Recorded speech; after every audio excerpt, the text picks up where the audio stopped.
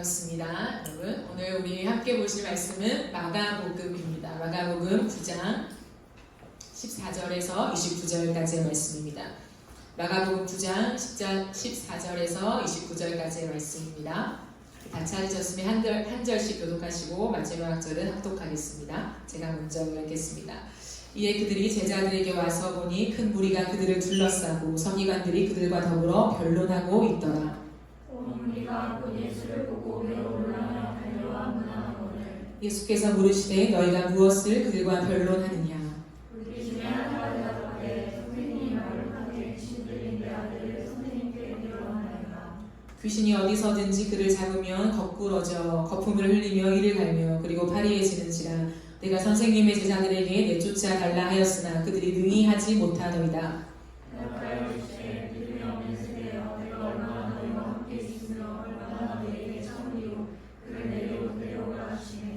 이에 데리고 오니 귀신이 예수를 보고 곧 그 아이로 심히 경련을 일으키게 하는지라.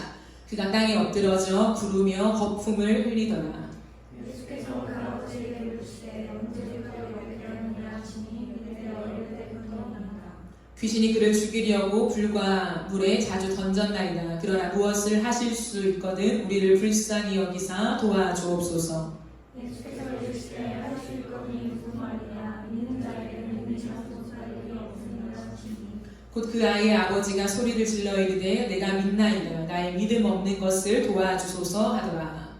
예수께서 우리가 데려와 우리 것을 보시고 그가 오시되 부지런히시되 발명하고 모든 일이시나 내가 네게 명하니 그 아이에게서 나오고 다시 들어가지 말라 하시되 귀신이 소리 지르며 아이로 심히 경련을 일으키게 하고 나가니 그 아이가 죽은 것 같이 되어 많은 사람이 말하기를 죽었다 하나. 예수께서 그 손을 잡아 일으키시니 이에 일어서니라. 집에 들어가심에 제자들이 조용히 묻자오되 우리는 어찌하여 능히 그 귀신을 쫓아내지 못하였나이까. 이르시되 기도 외에 다른 곳으로는 이런 종류가 나갈 수 없느니라 하시니라. 아멘. 오늘은 믿음 엎드림의 기도라고 하는 제목으로 함께 말씀을 나누도록 하겠습니다.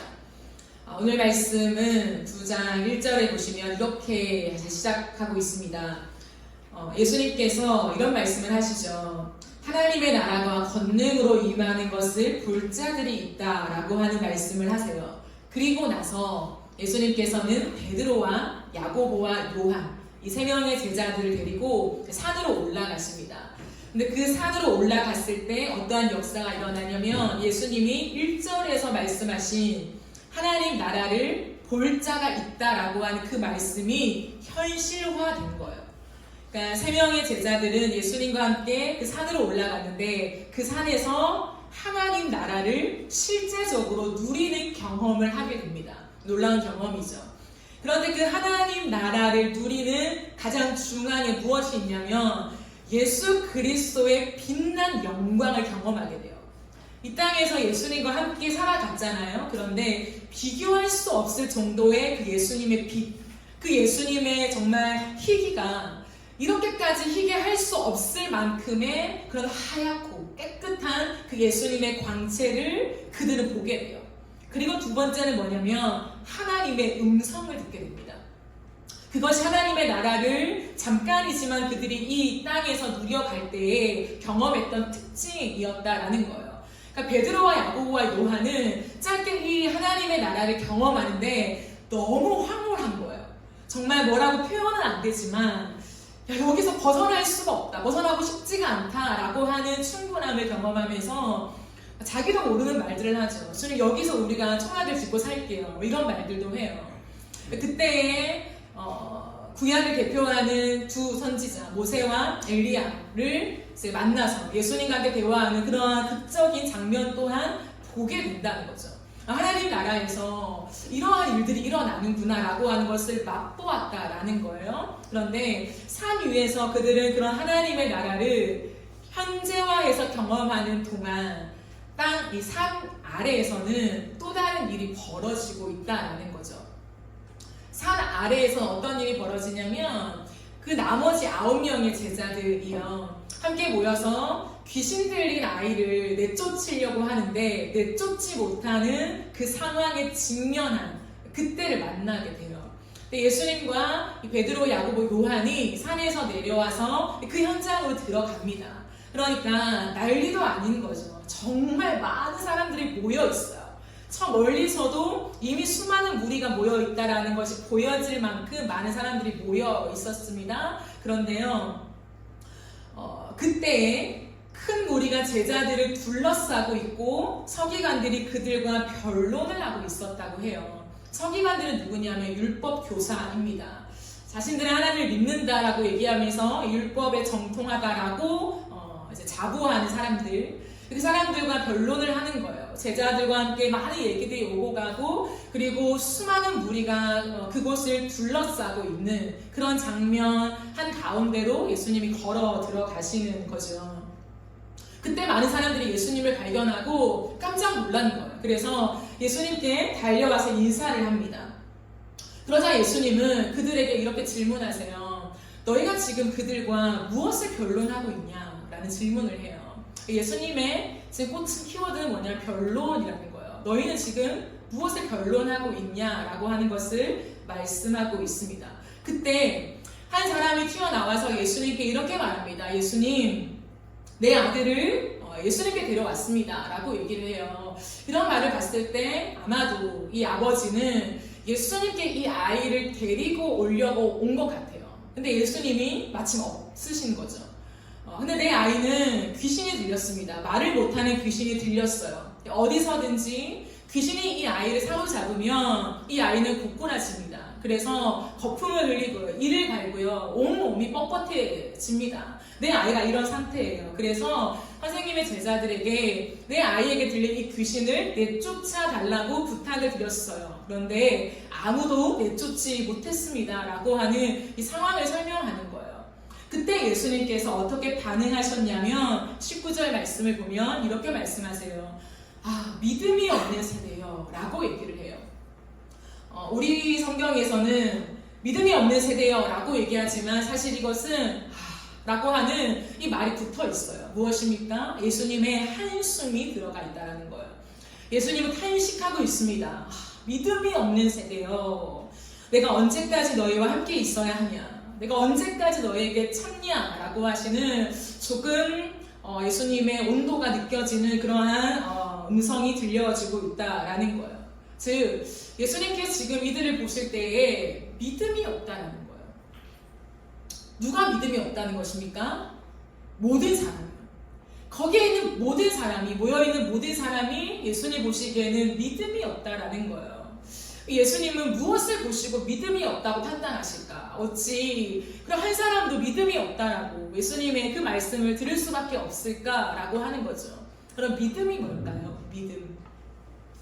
누군가가 여러분에게 믿음이 무엇입니까? 라고 질문한다면 여러분은 무엇이라 대답할 수 있습니까? 다양한 스스로가 있을 수 있습니다. 그죠? 수식어가 있을 수 있어요. 그런데 믿음이라고 하는 것을 말할 때 가장 중요한 것이 무엇이냐면 대상이에요. 믿음의 대상이라고 하는 거예요. 그렇다면 예수님은 지금 믿음이 없는 세대요 라고 할 때 믿음의 대상에 그 누구도 집중하고 있지 않음을 먼저 지적하고 있다는 거예요. 믿음의 대상이 누구입니까? 우리가 믿음이라고 할 때, 성경에서 믿음이라고 할 때 믿음의 대상은 누구입니까? 예수 그리스도이시죠. 예수 그리스도이신데 그 어느 누구도 예수에게 집중하지 않는다는 거예요. 여러분 이것이 상상이 됩니까? 저는요 이 본문을 정말 많이 읽었어요. 정말 많이 읽으면서 상상을 해보았습니다. 근데 이런 거죠. 예수님께서 삶 위에서 그러한 일들을 겪으신 후에 내려왔어요. 산 아래로. 그런데요 정말 수많은 사람들이 모여서 이야기를 하고 있는 거예요. 근데 이 중심엔 누가 있어야 합니까? 귀신 들려서 어릴 때부터 아무것도 못한 이 한 아이가 있잖아요. 그런데 그 수많은 사람들은요 이 아이에게 관심이 없는 거예요. 그럼 거기에 있는 모든 사람들은 무엇에 관심이 있을까요? 서기관들은요 이것을 이성적으로 그리고 논리적인 말로 설명하고 있는 거예요. 이 아이가 귀신이 들렸다면 누군가의 죄 때문이겠지. 여러분 이것이 그 당시에 율법학자들의 생각이었거든요. 귀신 들린 아이에 대해서요 그 인격을 존중하지 않았어요. 그렇기 때문에 그들은 아마도 이성과 논리적인 말로써 끝없이 반박하고 있었겠지요. 제자들의 입장은 무엇입니까? 제자들은요, 이미 귀신을 쫓아낸 경험이 있어요. 많습니다. 예수님께서 그들에게 권능을 주셨어요. 나아갈 때요, 귀신이 쫓겨나는 경험들을 했어요. 그러니까 제자들은요, 그 경험에 기대어서 이번에도 이렇게 자신에게 요청해온 이 아버지의 의뢰를 따라서 내가 귀신을 쫓아낼 수 있을 거라고 확신했던 거죠. 근데 귀신아 나가라 라고 명하는데 안 나가는 거예요. 한 명의 제자도 아니에요. 9명의 제자입니다. 근데 9명의 제자 모두가 단 한 사람도 귀신을 쫓아내지 못하는 거예요. 그러면 변론을 하고 있었다고 2번이나 언급하여 얘기하고 있습니다. 어떤 변론을 했을까요? 쫓아낼 수 있다 없다로 변론을 하고 있겠죠. 제자들은 이번에는 못 쫓아냈지만 우리는 분명 쫓아냈었다. 옛날에 그런 경험이 있었다. 하나님이 역사하신 경험이 있다. 귀신은 나간다. 고침받을 수 있다. 라고 얘기를 하겠죠. 이런 변론이 아주 온도가 높아지면서 그게 달하자 수많은 사람들은 더 많이 몰려와서 그것을 구경하고 있었다는 거예요. 그 구경하러 모여있는 현장에 예수님이 오셔서 가장 첫 번째 하신 말씀은 의미가 있는 거예요. 너희가 무엇을 변론하고 있냐라는 거예요. 예수님이 몰라서 그랬을까요? 구경하면서 오신다고 뭘 하는지 모르니까 예수님이 하신 말씀일까요? 아니요, 허를 찌르는 말씀이라는 거죠. 즉 그 누구도 이 아이에게 주목하고 있지 않다는 거예요. 아버지는 어떨까요? 아버지는요, 이 아이의 어떤 중한 병을 가지고 나와왔죠. 고쳐달라고 요청했어요. 그런데 고칠 수 있는 사람이 없는 거예요. 그러니까 여러분 이미 이 아이에 대해서 많은 시도를 했겠죠. 고치기 위해서 실패하고 또 실패한 거예요. 제자들에게까지 왔는데 실패한 거예요. 그러니까요, 이 한켠의 마음으로는 고침 받았으면 좋겠지만 포기하는 마음이 있는 거죠. 예수님과 대화 속에 이 아버지가 하는 말이 무엇이었습니까? 하실 수 있으면, 당신이라도 뭔가를 하실 수 있으면 해주세요 라고 하는 거였어요. 이미 어느 정도는 포기한 마음이었다라고 하는 거예요. 여러분, 그 누구도 지금 이 아이에게, 그리고 이 아이를 고칠 수 있는 예수님께 집중하고 있지 않습니다. 무엇을 집중하고 있을까요? 자기 자신들. 그냥 이 이야기들, 이 문제들, 겉으로 보이는 많은 것들에 집중하고 있다라는 거예요. 근데 예수님께서 원하시는 건 뭐냐면, 믿음이라고 하는 것은 예수님을 바라보는 것이다. 믿음이라고 하는 것은 예수님을 의지하는 것이다 라고 얘기하는 거예요. 그렇다면 예수님이 기대하신 믿음은 무엇이었을까요? 아마 이후에 사도행전 3장을 봤을 때 제자들 베드로가 안진뱅이를 보고 나는 너에게 줄 것이 없지만, 나에게는 아무런 능력이 없지만 내게 있는 이것을 너에게 주노니 예수 그리스도 이름으로 일어나 걸으라 라고 하는 그 믿음을 기대하신 것이 아니었을까요? 나에게 능력이 없다. 그러나 우리의 유일한 능력이 되시는 하나님이신 그 예수 그리스도만이 우리를 고칠 수 있다라고 하는 그 선언, 그 고백이에요. 여러분, 예수님은요, 오늘 믿음이 없는 세대야 라고 너무나 가슴 아파하시면서 그들에게 이렇게 말씀하셨죠. 내가 언제까지 너희와 함께 할까? 내가 언제까지 너희와 참아줄까? 라고 얘기하세요. 왜 그러셨을까요? 부족한 거 아는데 왜 그러셨을까요? 이미 예수님께서 많은 걸 보여주셨기 때문이에요.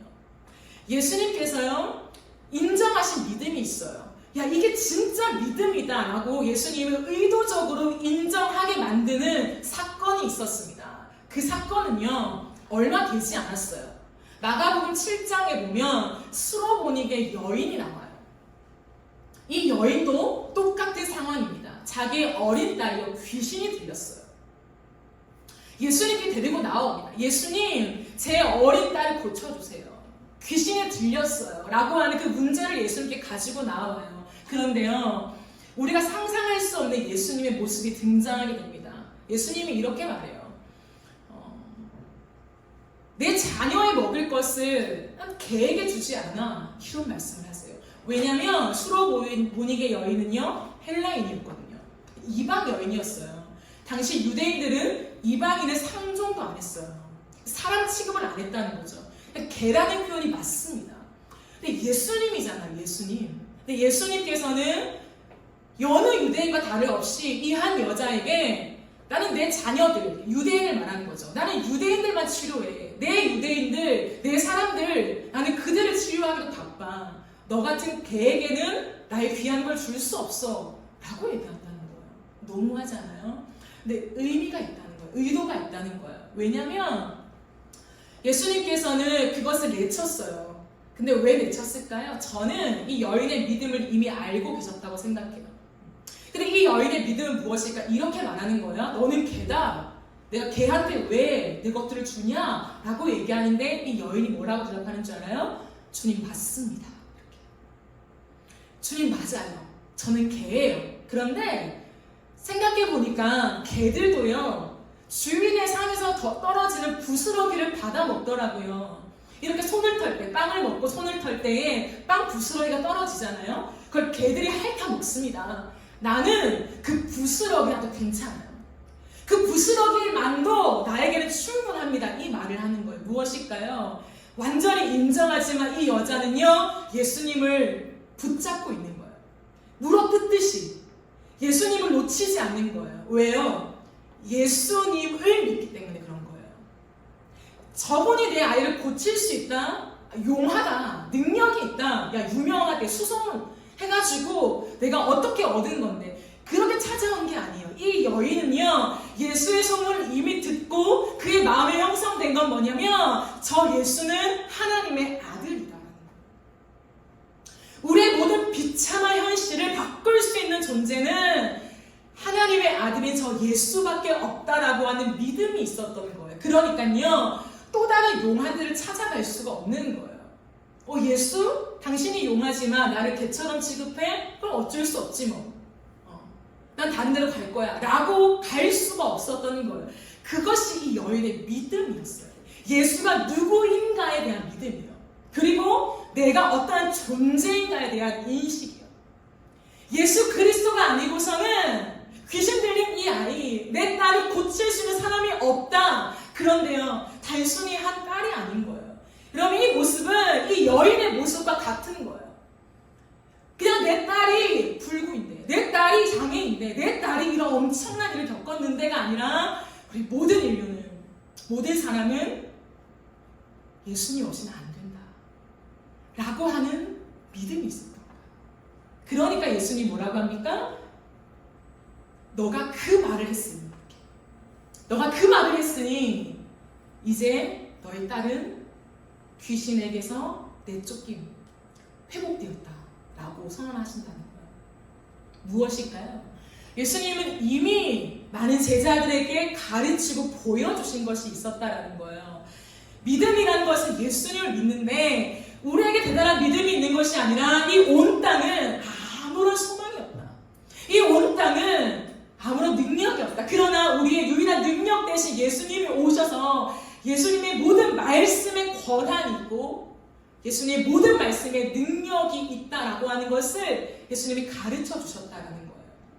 여러분, 제자들이요, 이 땅에 살아가면서 귀신을 내쫓는 것을 보았잖아요. 언제 보았을까요? 예수님을 따라다니면서 언제 귀신이 내쫓기는 걸 보았을까요? 성경을 천천히 읽어보면요, 예수님이 그냥 걸어가시는데 귀신들이요, 소리를 막 질러요. 하나님의 아들임을 인정하는 소리를 막 질러요. 하나님의 아들이다. 근데 나를 내버려 달라. 나를 내쫓지 말라. 이렇게 말해요. 그런데 신기한 건 뭐냐면 예수님이 그냥 가던 길을 가요. 무슨 말을 하고 싶냐면 예수님은 이 땅에 모든 귀신 들린 자를 다 내어 쫓으신 것이 아니라는 거예요. 모든 귀신을 다 내어 쫓으신 게 아니었습니다. 그러면 누가 귀신의 내쫓김을 받았나? 회복을 얻었냐? 예수님이요, 그 사람에게 귀신아 나가라 라고 명했을 때 귀신이 나갔다라는 거예요. 제자들은요, 예수님께 귀신을 내쫓는 권세를 받았어요. 근데 그 권세를 언제 사용해서 귀신이 나갔을까요? 예수님이 그 길을 열어주셨을 때.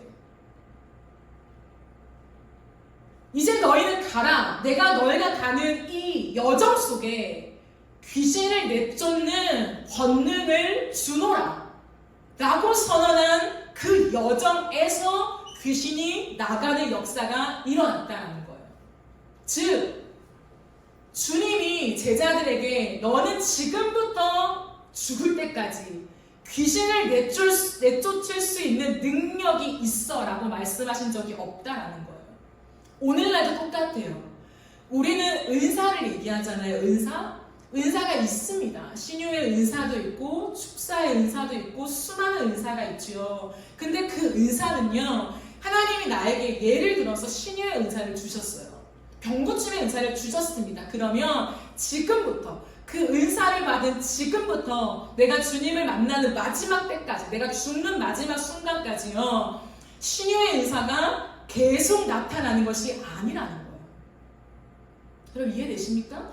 그러면요, 신유의 은사 받으신 분들이요, 기도만 하고 선포만 하면요 다 고침을 받아야죠. 근데 그 어떤 누구도 그러한 역사를 경험한 적이 없어요. 될 때가 있고 안 될 때가 있다는 거예요.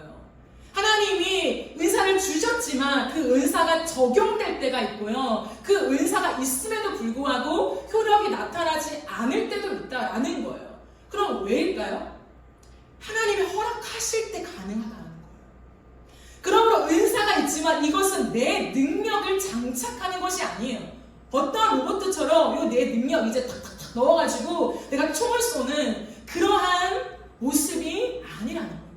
근데 제자들은 뭐냐면 그 비슷한 생각을 하게 된 거예요. 우리가 나갈 때 귀신이 쫓겨나가네? 되네? 라고 하는 경험들이 쌓이면서 이 신앙의 경력이 나의 실력이 될 줄 생각한다는 거예요. 그러니까 이번에도 귀신 들린 아이가 왔으면 내가 명령했을 때 귀신이 떠나갈 줄 확신했다는 거예요. 근데 안 됐잖아요. 예수님이 그들에게 기대하신 것은 그런 대단한 능력을 소유하고 장착한 사람이 되라는 것이 아니라 수로보닉의 여인과 같은 믿음을 가져라 라고 하는 걸 기대하셨다는 거예요. 마가복음에 또 나와요. 혈류증 여인이요. 혈류증 여인은 수많은 무리 가운데요, 예수님의 옷가를 만졌을 때요 혈류의 근원이 말라 그러잖아요. 예수님은요 굳이 그 여인을 바라볼 필요도 없어요. 왜요? 예수님의 옷가를 만져서 치유받는 사람이 많아요. 근데 예수님이 왜 멈춰서 그 여인을 주목했냐면 그 여인 마음 안에 있는, 내가 이 예수님을 옷가를 만지기만 해도 내 혈류의 근원이 마른다라고 하는 그 믿음에 같이 이 여인을 드러내신 거예요. 믿음이 뭔지 아냐? 믿음은 단순히 내게 있는 병을 고칠 수 있는 용한 분을 내가 의지하는 것이 아니라 예수 그리스도가 하나님의 아들이심을 인정하는 것에서부터 하나님 믿음을 논하신다라는 거예요. 그러므로 예수님께서는 이 아이의 귀신 들린 이 아이의 상태를 회복시키잖아요. 그런 다음에 제자들이 예수님께 조용히 와서 질문을 해요. 예수님, 근데 왜 우리는 귀신을 못 쫓아냈습니까? 얼마나 궁금하겠어요, 그죠? 그때 예수님께서 하신 말씀이 무엇입니까? 기도 외에 다른 것으로는 이런 종류가 나갈 수 없다라고 말씀하시죠. 저는 이 말씀이 참 흥미롭더라고요. 왜냐하면 예수님이 그 현장에 오셨을 때 그들에게 정면으로 말씀하신 게 뭐냐면 믿음이 없는 세대요 라고 했다는 거죠. 그렇다면 우리는 왜 못 쫓아냈습니까? 라고 질문할 때 너희는 믿음이 없었다 라고 하는 것이 훨씬 더 적절한 전 대답이라고 생각해요. 근데 믿음이 없는 세대라고 꾸짖은 다음에 왜 그 모든 것들을 마무리하고 어떻게 우리는 왜 못 쫓아냈습니까? 라고 할 때 기도 외엔 다른 것이 없다라고 말씀하신다는 거예요. 무엇을 말씀하실까요? 기도와 믿음은 뗄래야 뗄 수 없는 관계라는 거죠. 믿음이 표출되는 것은 기도라고 하는 거예요. 믿음은 보이지 않잖아요. 내 안에 예수님을 하나님의 아들로 인정하고 따르는 모든 것들은 보이지 않아요. 근데 그 믿음이 겉으로 드러나는 것이 무엇이냐면 기도다라고 얘기를 하는 거예요. 다시 한번 스로보닉의 여인의 모습을 가져다 볼까요? 스로보닉의 여인은요, 예수님께 올 때부터 어떠한 자세였냐면 엎드리는 자세였어요. 그 여인의 믿음을 정확하게 주님은 말씀하고 싶으신 거였죠. 그 여인은 왔을 때부터 예수님 앞에 엎드렸습니다. 여러분, 엎드림의 자세는 기도의 자세예요. 엎드림이 무엇입니까? 무릎을 꿇고 내 상반신을 바짝 바닥으로 대는 자세이지요. 무엇일까요? 단순히 내가 아쉬울 게 있으니까 무릎을 꿇습니다. 이게 아니에요. 이것은 뭐냐면 예수님만이 왕이십니다 라고 하는 고백이요, 예수님이 내 인생의 주권을 가지고 있습니다 라고 하는 고백인 거예요. 예수님께서 제자들에게 마지막으로 기도 외에는 이것이 나갈 수 없다라고 말씀하신 기도는 단순히 우리가 생각하는 종교의 행위가 아니에요. 왜? 종교의 행위는 이미 율법학자들이요 더 잘하고 있어요. 단순한 기도의 행위, 종교적인 행위가 아니라 이 기도라는 것은 예수님의 주권을 인정하며 엎드리는 것을 말한다는 거예요. 이 말씀을 계속해서 읽어 나갈 때요, 예수님이 많은 사람과 대화를 하잖아요. 그죠? 근데 두드러진 대화는 이 아이의 아버지와의 대화죠.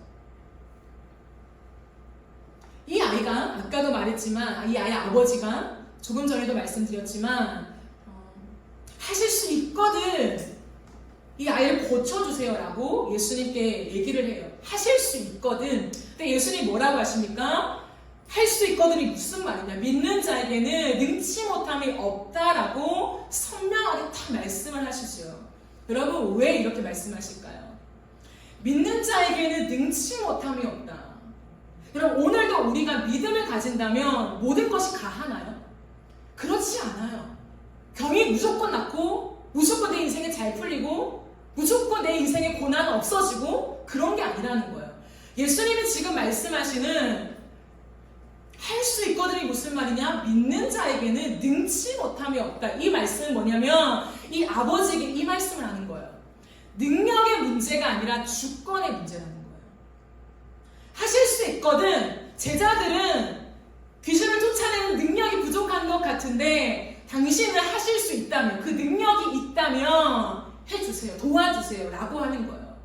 예수님 그것을 바꾸어서 아니, 그 능력의 문제가 아니란다. 내가 귀신을 쫓아낼 수 있고 없고의 문제가 아니라 주권의 문제인 거예요. 그게 무엇입니까? 예수님이 마음 먹으며 한다는 거예요.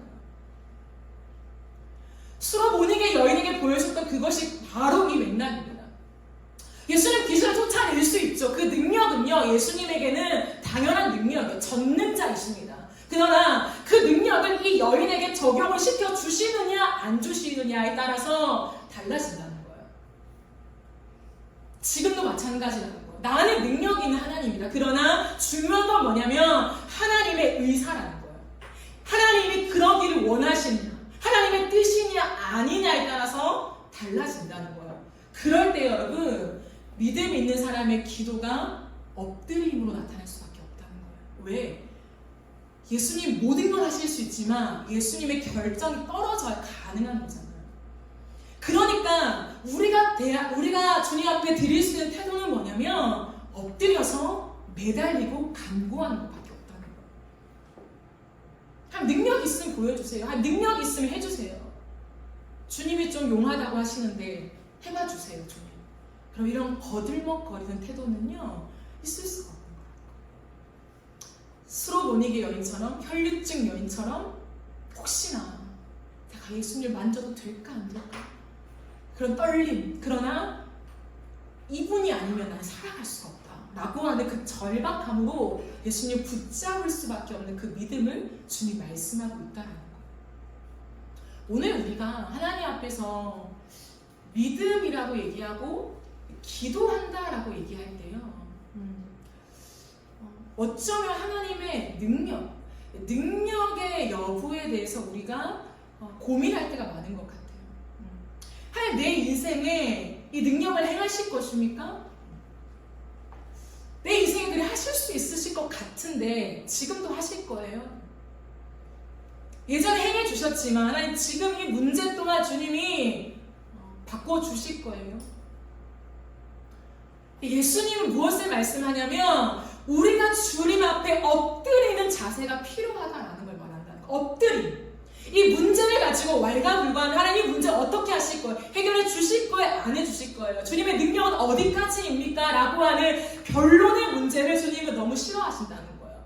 주님이 우리에게 요구하시는 것은 엎드려서 하나님 앞에 나와 하나님, 내가 주님이 없으면 아무런 의미가 없습니다. 그 주님의 주권을 인정하는 그 태도를 하나님이 원하신다는 것. 그것을 믿음이라고 얘기하신다는 것. 하나님의 존재, 내 인생이 하나님의 주권 아래 달려있다라고 인정하는 그 믿음. 이해가 되세요? 제가 예전에는 이 말씀을 설교할 때 기도 자체에 포인트를 많이 맞췄어요. 우리가 하나님을 믿음으로 기도할 때 역사가 일어난다. 하나님이 역사해 주신다 라고 하는 것 맞죠? 이 맥락을 그냥 읽으면 그래, 기도를 해야지, 하나님을 의지하고 예수의 능력을 의지해야지 라고 얘기를 해요. 그런데요, 조금 성숙해서 아주 조금 하나님 말씀과 맥락을 조금 더 알기를 원하며 엎드릴 때요, 제게 하나님 주시는 마음은요, 하나님의 주권에 담아졌어요. 예수 그리스도의 주권 앞에 엎드리는 자에게 주님은 주님의 일을 하신다라고 하는 거죠. 근데 보세요, 여러분. 이게 왜 그렇게 중요할까요? 예수님 앞에 이 말씀들을 쭉 읽어나갈 때요, 예수님의 독특한 모습들이 있어요. 그건 뭐냐면, 왜 기도 외에는 이런 이유가 나갈 수 없다고 하시고 왜 하나님 앞에 엎드리는 그 주권을 인정하는 믿음을 그들에게 바라셨을까라고 했을 때, 하나님과 우리의 관계도 마찬가지죠. 하나님과 우리의 관계 속에 내가 주님을 왕으로 인정하고 주권을 인정하는 거. 또 하나의 맥락이 있어요. 그것은 뭐냐면, 우리가 하나님의 주권을 인정하고 엎드리며 기도할 때 하나님이 주시는 은혜가 있어요. 뭘까요? 진짜 하나님의 주권. 우리의 인생에 일어나는 모든 문제들에 대해서요, 하나님이 주권을 갖고 있다. 이 사람이 낫든 안 낫든, 문제가 풀리든 안 풀리든, 이 모든 것은 내게 있는 어떤 능력으로, 은사로 내가 이것들을 처리하는 것이 아니라 오늘도 이 시간도 하나님의 주권 안에 있다라고 믿으며 그 주님 앞에 엎드려서 이 문제들을 하나님께 올려드리고 맡겨드린 사람에게 주님 주시는 은혜가 무엇일까요? 긍휼의 마음이에요. 긍휼의 마음. 오늘 말씀에 보면 예수님이 대화를 많이 하시죠. 얘기를 많이 하십니다. 그런데요, 독특한 게 있어요. 그들에게 믿음이 없는 세대야, 내가 언제까지 너희와 함께 있고 참을까? 라고 얘기하신 다음에 주님이 그 안타까운 마음, 그 하나님의 탄식이 섞인 그 마음 속에요, 곧바로 내뱉은 말씀이 무엇인지 아십니까? 그 아이를 내게 데려와라, 이거예요. 아무도 이 아이에 집중하지 않아요. 우리가 귀신을 쫓아낼 능력이 있냐 없냐, 왜 이번에는 실패했을까? 왜 이번에는 이게 성공하지 못했을까?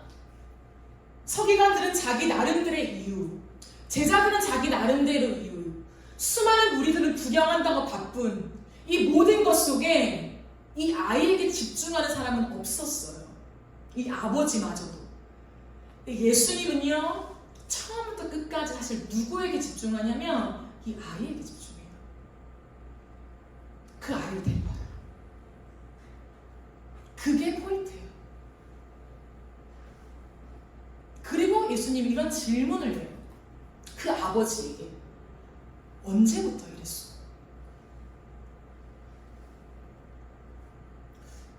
예수님이 걸어오신 이야기들을 읽고 또 읽을 때요, 이것이 흔하지 않는다는 것을 쉽게 발견할 수 있습니다. 예수님은요, 수많은 병자를 고쳤어요. 수많은 사람들을 만났습니다. 그 만날 때마다 여러분, 예수님께서 다 이런 말씀으로 그들과 대화했다라고 하는 기록들은 없어요. 예수님께서 이 말씀 속에 이 아이에게 집중하고 있는 것은 이유가 있다는 거예요. 이 아이가 언제부터 그렇게 되었냐? 수많은 사람들이 다른 것에 집중할 때 나는 누구에게 집중하는 줄 아냐? 이 아이에게 집중한다라는 걸 보여주고 싶으신 거예요. 그러니까요, 이 아버지가 이러이러한 얘기를 하죠. 그리고 예수님께서 귀신을 쫓아내십니다. 그때요, 수많은 사람들이 이 아이가 죽은 줄 알았어요. 다 죽었다 라고 할 때 예수님이요 또 한 번의 액션을 취하십니다. 무엇일까요? 이 아이의 손을 잡아 일으키세요. 예수님이 이러한 액션을 드러냈을 때는 항상 이유가 있었거든요. 여기도 이유가 있다는 거죠. 예수님이 그 아이의 손을 잡아 일으키시면서 이 아이를 회복시키는 것을 수많은 사람에게 확인시켜 주십니다. 무엇일까요? 내 마음이 이 아이에게 있다는 거. 단순히 치료하는 거, 나에게는 이 병을 치유할 권세가 있다.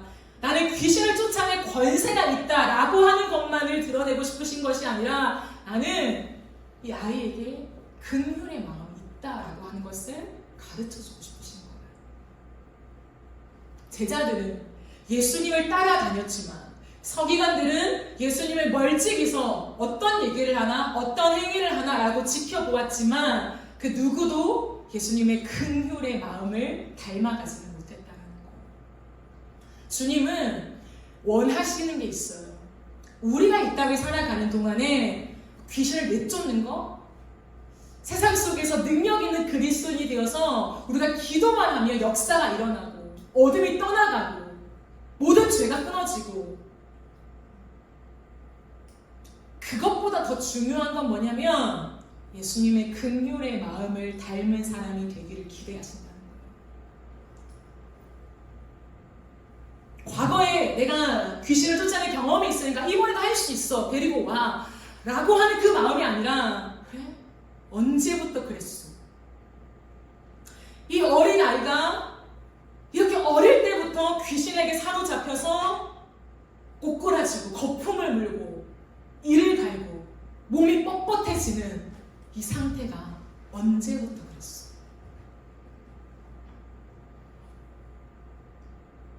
나의 아이라면 못했죠. 나의 아이라면요,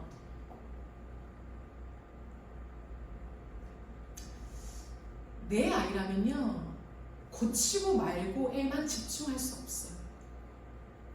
근데 주님은 항상 이런 말 덧붙여요. 혹시나 사람 중에 그런 부모가 있을지라도 나는 그렇게 하지 않는다. 혹시나 부모 중에 이 아이의 상태는 중요하지 않고, 왜 그런 사람들이 있으니까. 근데 나는 이 아이의 상태에 집중한다라고 말씀하세요. 사람을 향한 긍휼의 마음이에요. 일보다 더 중요한 건 뭐냐면 긍휼의 마음이라는 것을 주님 말씀하신다는 거예요. 이 마음을 가진 자가 있느냐? 내가 그 사람을 통해서 나의 능력을 나타낼 것이다 라고 주님 말씀하세요. 그러므로 이 말씀 속에 우리가 돌아봐야 될 것은, 그래? 귀신을 쫓아내는 능력, 그렇지, 주님이 주시는데 누구에게 주실까? 기도를 빡세게 하는 사람, 철야에서 기도하는 사람, 그래 내 힘을 의지하지 않고 예수님을 붙잡고 예수님 고쳐주세요 라고 열심히 피를 토하며 기도하는 그 사람, 그 기도의 사람에게 주님 역사하시고 귀신을 쫓아내는 능력도 주시고 하나님 뭐 놀라운 일들을 행하시는구나. 그게 아니라는 거예요. 누가 이 시대 한복판에서 나와 같은 긍휼의 마음을 가지고, 하나님 이 아이가 어릴 때부터 이러한 상태였는데 주님 나는 고칠 수가 없습니다. 너무 마음이 아픕니다. 이 마음이 당신의 마음인가요? 주님 이 시간 주님이 고쳐주세요. 내가 다 알 수 없지만 정말 이렇게 살아가는, 이 하루하루 살아가는 이 아이에게 예수님이 필요합니다. 당신의 능력이 아니고서 일어날 수가 없어요. 주님의 능력을 부어주세요 라고 할 때에 엎드릴 수밖에 없다는 거예요. 엎드려서 하나님 제발 좀 도와주세요. 나의 믿음 없음을 도와주세요. 주님 살려주세요 라고 하는 그 목 놓아 부르짖는 기도가 나올 수밖에 없다는 거예요. 고상한 기도가 어디 있습니까? 죽어가는데, 그 애타는 긍휼의 마음이 다 들어가는데, 그러니까요 울부짖게 되는 거예요. 기도의 어떠한 단순한 행위의 파워가 아니라요, 그 절규의 마음이 있는가라는 거예요. 이 온 땅을 봤을 때요, 누군가는 겉으로 보기에 멀쩡할 수 있어요. 주님은 그러나 우리가 눈을 들어서 하나님의 긍휼의 마음을 가지고 있는가? 나보다 경제적인 형편이 더 나아서 잘 살아간다 하더라도 그의 가슴 속에, 가정 속에, 삶 속에 예수님이 없는, 그 목자 없는 양과 같은 그들을 보는 긍휼의 마음이 있는가? 그리스도인으로 살아가면서 귀신을 내쫓는 마는가, 문제를 해결하는가 마는가에 집중하지 말고 그 기도라고 하는 것은, 기도밖에 없다는 것은 예수님이 가지는 그 긍휼의 마음이 있는가라고 하는 거예요. 오늘 우리에게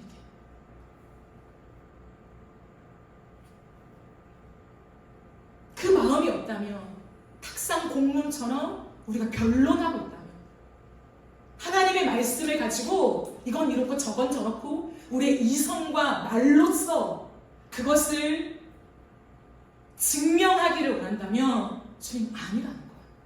믿음이 없는 세대예요. 우리가 받은 많은 하나님과의 체험들이 중요하죠. 하지만 그 체험을 끌고 와서 지금 이 일도 가능할까 말까? 그거 제발 하지 말라는 거예요. 아무 쓸모가 없다는 거예요. 저 같은 사람에게 주시는 교훈이죠. 수많은 사역을 하고 하나님의 기적과 능력과 많은 사람들이 변화되는 것들을 보았냐? 말씀을 전할 때 많은 사람들이 그 말씀 앞으로 나와서 하나님 앞에 회개하고 역사가 일어나는 것들을 경험했냐? 그건 과거라는 거예요. 그거 가지고 내가 무언가 된 것처럼, 뭔가 영적으로 센 사람처럼 그런 거 하지 말라는 거예요. 사역자들에게. 뭔가 은사를 받았다고 해서 내가 이 병을 고칠 수 있는 것처럼 하지 말라는 거예요. 오늘도 이 땅에서 예수가 없는 그 결핍 속에 살아가고 붙잡힌 자들을 향한 긍휼의 마음이 있냐? 찢어지는 듯한 마음이 있냐?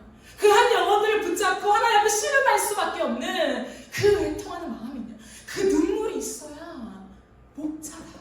그게 제자다. 그게 믿음 있는 사람이다. 라고 말씀하신다는 거예요. 여러분, 오늘 이 말씀 앞에 우리는 우리의 가슴을 주님 앞에 내보였으면 좋겠어요. 하나님 앞에 엎드리는 무릎이 있으십니까? 언제 하나님 앞에 무릎 꿇어보셨습니까? 정말 납작 엎드려서 무릎을 꿇고 하나님, 나의 믿음 없음을 도와주세요. 하나님 앞에 그런 절박함으로 기도해 보신 적이 언제이십니까? 어떤 문제를 가지고 생각하고 판단하고 경험에 투영해서 결론을 내리길 바쁘지, 언제 가슴 찢어지는 하나님의 긍휼의 마음을 가지고 야, 언제부터 그렇게 되었어?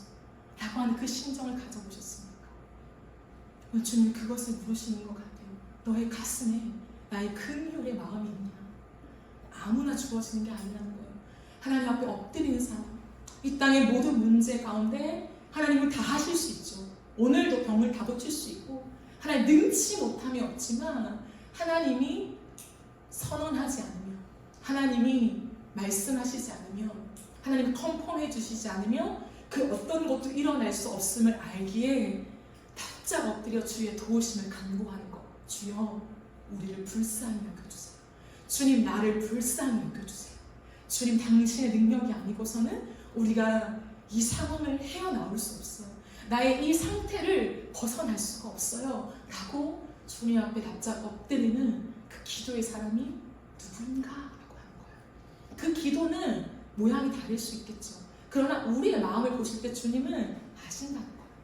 정말 엎드림의 기도를 드리는지, 꼭 반드시 육체적으로 엎드려야만 한다는 게 아니라 진짜 엎드림, 납작 엎드리는 그 하나님 앞에서의 그 자세들이 우리에게 있는가?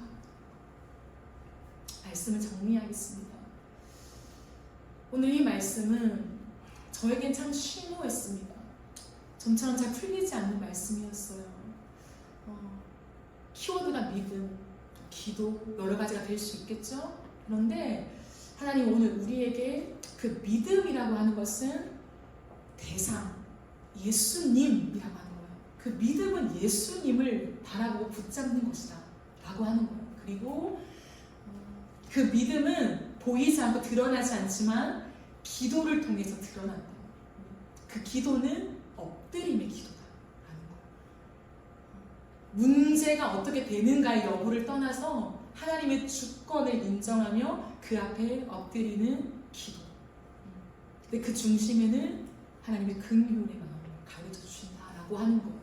그래서 우리에게 어쩌면 우리의 산적한 문제들과 빠른 결과를 원하는 마음들이 있을 수 있어요. 그러나 그것이 나쁘다는 것이 아니라 하나님 앞에서 언제나 우리가 점검해야 되는 마음은 하나님의 긍휼의 마음을 가지고 있는가, 이 땅을 향한 주님의 눈물이 있는가, 대한 부분이라는 거예요. 그래서 하나님 앞에 오늘도 더 가까이 나아가 하나님 이 완악한 내 마음, 딱딱해진 내 마음, 이성과 말로써 증명해내려고 하고 이 모든 것들을 판단하려고 하는 나의 교만한 마음들, 우리의 경험에 기대어서 오늘의 많은 문제들과 일들을 해석하려고 하는 나의 부끄러운 모습들, 하나님 이 믿음 없는 우리를 불쌍히 여겨주세요. 그리고 하나님 앞에 엎드려 그 긍휼의 마음을 구하는 한 사람이 되고 싶습니다 라고 하는 기도가 저와 여러분의 기도가 되어지기를 바랍니다. 우리 함께 찬양하고 기도하는 시간을 가지겠습니다. 이 말씀을 준비하면서 결론적으로는 하나님 아버지의 마음이란 찬양을 여러분과 함께 나누고 싶습니다. 주님의 마음, 그 긍휼의 마음을 구하면서 함께 찬양하기를 원합니다.